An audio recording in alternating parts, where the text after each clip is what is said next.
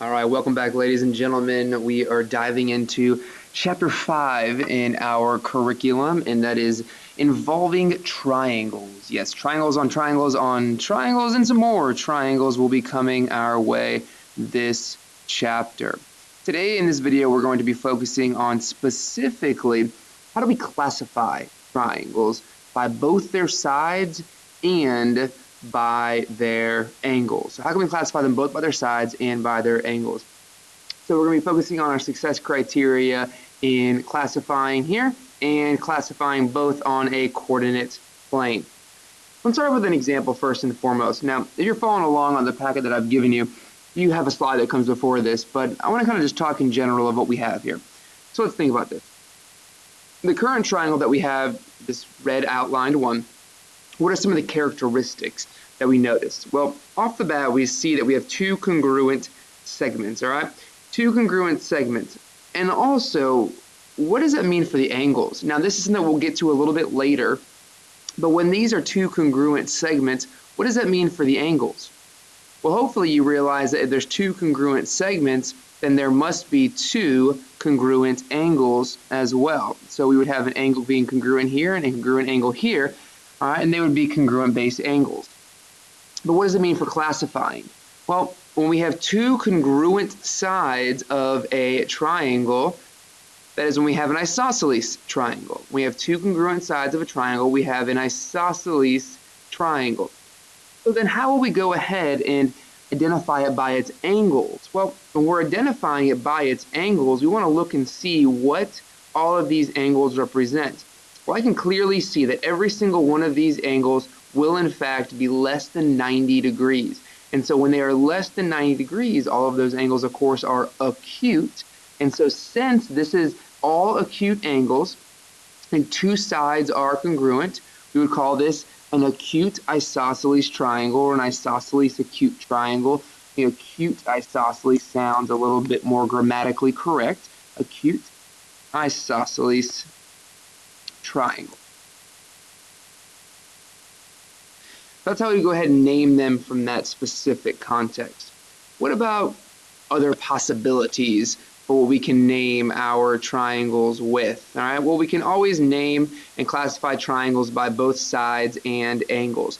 So if you remember correctly back from some of your Algebra 1 and pre-algebra days, you talked a little bit about the formation of what happens when all of the sides are non-equal or non-congruent. Those are scalene, all right? Scalene triangles, non-congruent sides. We just talked about our isosceles. And then, of course, we know when all sides are congruent, we call that equilateral. But what about when it's all about the angles? We need all three angles to be acute if it's going to be an acute triangle, an acute isosceles, an acute scalene, an acute equilateral. But when we're talking about right and obtuse triangles, we only need one of those angles to be right and one of those angles to be obtuse to classify them as an obtuse triangle or a right triangle.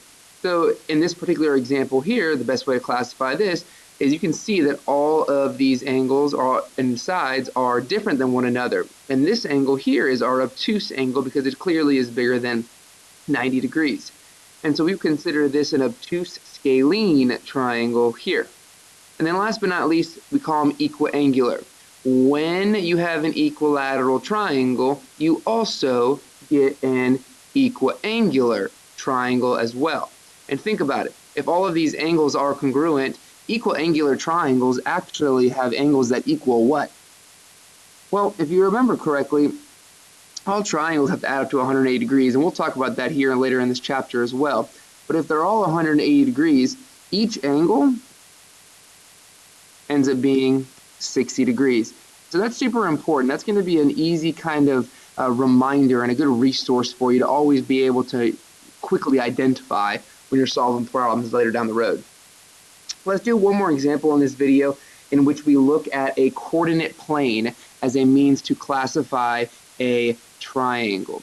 So let's classify the following triangle OPQ by its sides. Then determine whether it is a right triangle or not. Let's go ahead and take a look at how we can classify it by its sides. So what do we have? Well, when we're talking about things on a coordinate plane, really, what classifies length? And that's usually the distance formula, right? The distance formula is what usually helps us identify what the length is, unless it's a nice just vertical or horizontal line, and then we can go ahead and just count the units.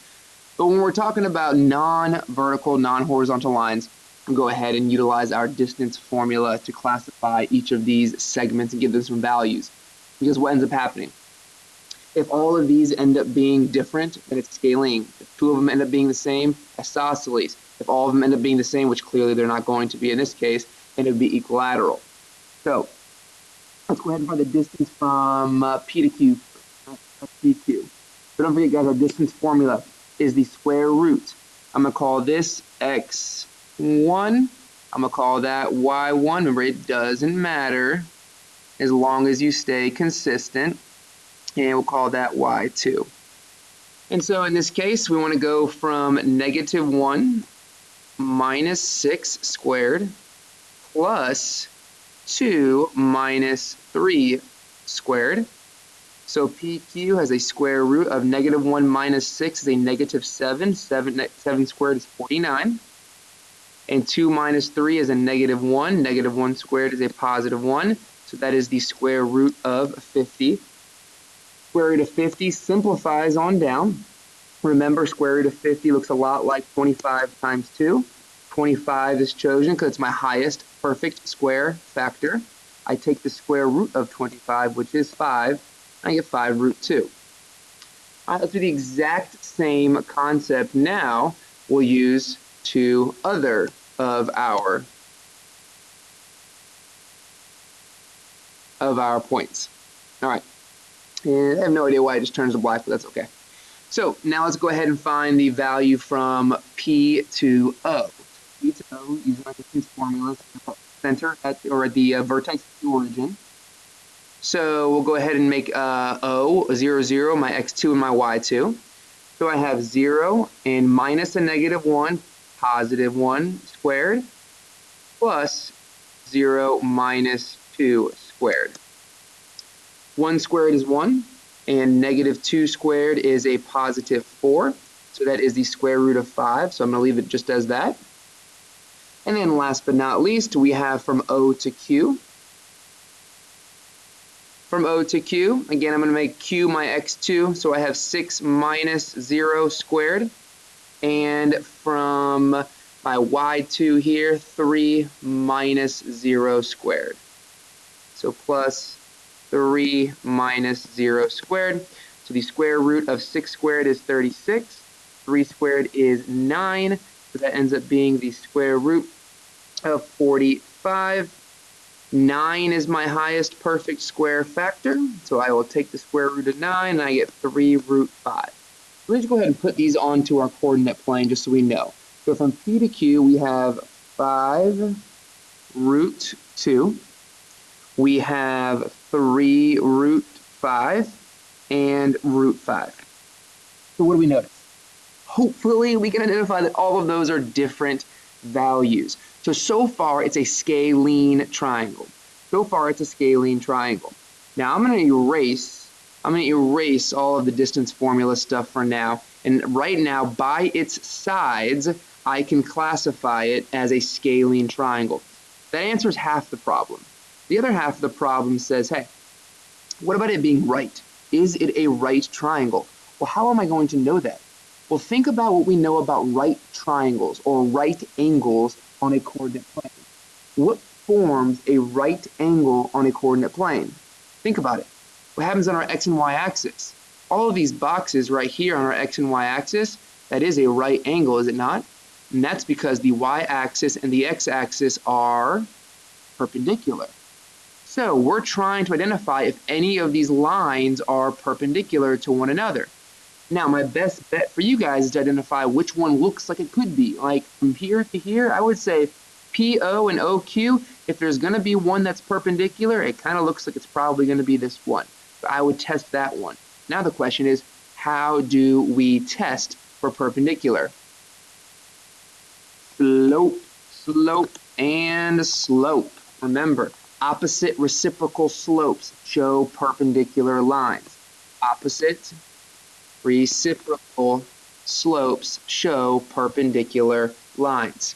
So I'm going to test the slope of PO and QO and see if they are opposite reciprocals. So the slope of PO, remember, change in Y over the change in X. So from P to O, well, what's it going to be here? Well, my change in Y is 0 minus 2, so 0 minus 2 over 0 minus a negative 1. So it's really plus 1.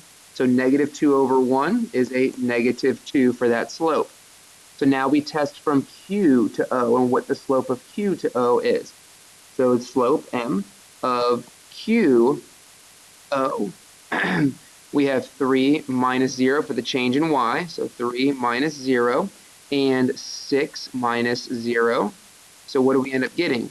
3 over 6, which simplifies down to 1/2. And now we look, negative 2, positive 1/2. Those are exactly opposite reciprocal slopes.